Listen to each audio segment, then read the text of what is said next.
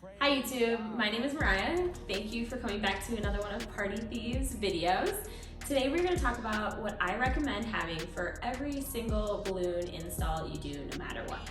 Okay, so number one is going to be your install bag and everything that comes with that install bag. So if you haven't checked out that video, go ahead and check that out there. That is going to kind of go into detail what is in that bag.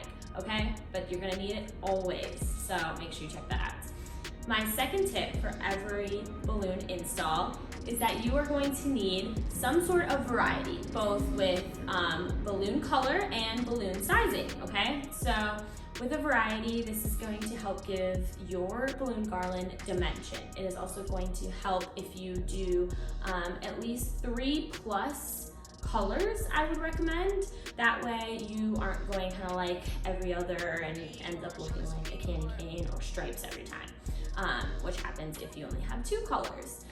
So I recommend 3+ colors, which will give you a great variety in sizes, as well as 4+ different sizes.